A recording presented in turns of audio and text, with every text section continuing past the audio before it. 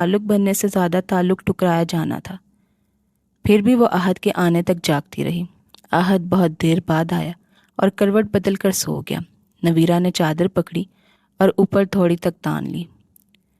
وقت تو قیمتی ہوتا ہے، اسے سنبھال کر استعمال کرنا ہوتا ہے، لیکن اس کا وقت اتنا کٹھور ہو گیا تھا کہ اس کا دل کرتا تھا کہ آنکھ کان لپیٹ لے اور وقت تیزی سے گزر جائے۔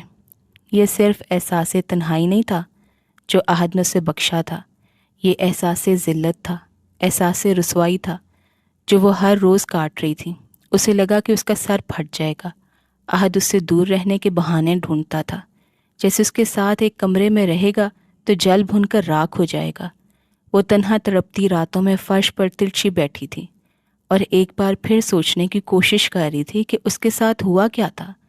شادی کی رات تھکاوٹ تھی، اگلے روز وہ کراچی چلا گیا تھا، پھر گنتی کے کچھ اچھے دن آئے تھے۔ اس نے شوہر کی محبت کا پہلا نوالہ چکھا ہی تھا تو شوہر نے دور رہنے کے بہانے تلاش کرنا شروع کر دیے تھے۔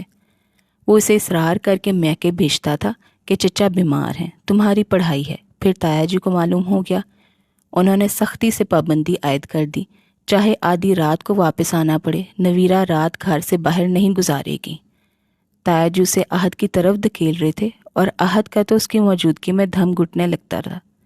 احد کے ماموں بیمار تھے، پہلے آپریشن ہوا، پھر وہ انہی کے گھر میں گیسٹ روم میں رہ رہے تھے۔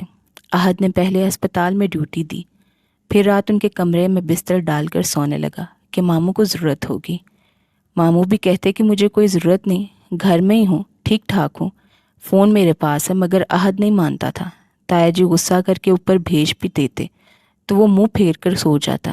اس نے نویرہ سے پیار سے بات کرنا چھوڑ دی تھی کہ کہیں پیار سے بات کی تو اس کے تقاضے نہ بڑھ جائیں۔ نویرہ کو شک ہو رہا تھا اور اس کا شک اس روز یقین میں بدل گیا جب عدنان کی بیوی میکے چلی گئی تھی۔ وہ گیٹ کے باہر بیل بجا رہی تھی۔ احد اسے صبح ساتھ لے کر نکلتا تھا، کبھی خالہ کی طرف چھوڑ دیتا، کبھی اس کی کزن آپا کی طرف کہ دن گزار لو۔ وہ بن بلائی مہمان بن کر سویرے رشتہ داروں کے گھر آ دھمکتی۔ احد کا خود ذلیل کرنا جیسے کافی نہ رہا ہو، اب وہ دوسروں کو بھی اس کار خیر میں حصہ ملنے لگا تھا۔ آج وہ اس کے ابا کے گھر چھوڑ کر خود چلا گیا تھا۔ نویرہ جانتی تھی وہ یقیناً عدنان بھائی سے ملنے گیا ہے۔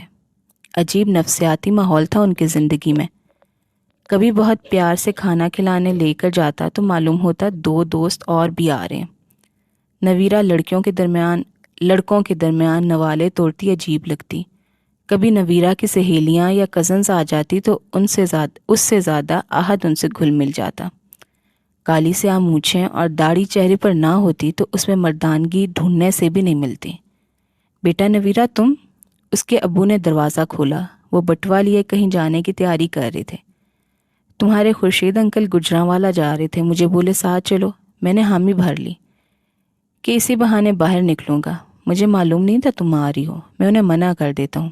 ابو نے بہت عرصے بعد پینٹ شرٹ پہنی تھی اور کافی ایکٹیو لگ رہے تھے۔ نہیں، میں تھوڑی دیر کے لیے آئی ہوں، ابھی چلی جاؤں گی، آپ پروگرام کینسل نہ کریں۔ اس نے ابو کو خوب تسلی دے کر بھیج دیا۔ خورشید انکل ابو کو لینے کے لیے آئے تو اس کے سر پر ہاتھ رکھ کر کہا کہ جیتی رہو۔ نویرہ اندر تک ہل گئی۔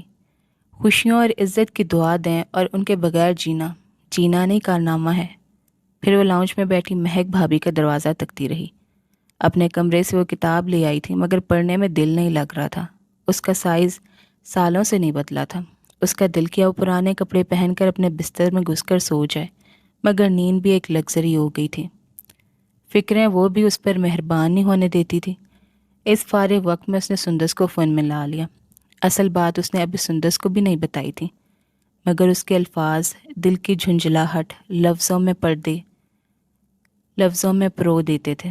وہ احد کا ذکر واضح چڑچڑے انداز میں کرتی۔ سندس بڑے عرصے سے سن رہی تھی وہ احد کی کیسے برائیاں کرتی ہے۔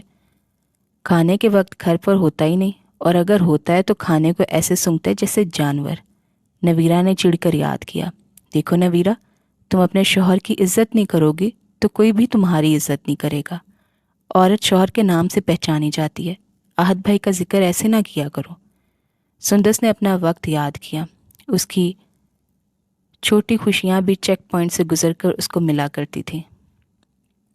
आज़म भी कैसे घर वालों की बातों में आ जाता था। उसने सब्र किया तो सब ठीक हो गया। आज घर का सारा इंतज़ाम उसके पास था। नवीरा को भी सब्र की ज़रूरत थी। शौहर कमाता ना हो तो भी शौहर ही रहता है। इसके बाद सुंदस अपनी सास का हाल बताने लगी और नवीरा चाह कर भी नहीं बता सकी कि वो किस हाल से गुजर रही है। वो आहत पर एक उंगली उठाती तो चारों उंगलियां उसकी अपनी तरफ उठ जाती। अगर सुंदस को वो कसूरवार लग रही थी तो दुनिया में किसी को भी लग सकती थी। महक भाभी कमरे से निकली तो नन को देखकर उनका मुंह लटक गया। उनका अपनी अम्मी के घर जाने का प्लान था और वो भी रिश्तेदार आ रहे थे। नवीरा ने मुस्कुराकर कहा कि वो उसे रास्ते में घर छोड़ दें। महक ने नाश्ता बनाया, दोनों ने मिलकर चाय पी, बातें की। फिर महक नवीरा को छोड़ते हुए आके चली गई। 2-2.5 घंटे में वो वापस भी आ चुकी थी। इसलिए सोचा कि क्या ऐलान करे, वो सीधा ऊपर चली गई। उसे नौकरी कर लेनी चाहिए, ज़िंदगी कुछ तो गुजरेगी। मगर उसने कहा तो ताया जी ने मना कर दिया कि लोग क्या कहेंगे। वो सोचों में गलता कमरे की तरफ जा रही थी। कमरे का दरवाज़ा बंद था। अंदर से साउंड सिस्टम की आवाज़ आ रही थी। वो मज़ीद करीब गई। दरवाजे के नीचे से आती महक में सिगरेट की बू लाजमी शामिल थी। क्या आहद घर में था? ऐसा क्या काम था जो घर में उसकी मौजूदगी में नहीं हो सकता था? नवीरा ने दरवाजे से कान लगाए। ये उसका अपना कमरा था, लेकिन वो सजावार होकर बाहर खड़ी थी।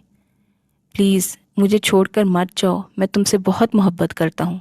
आहद बकायदा हिचकियाँ बांध कर किसी की मिन्नत कर रहा था।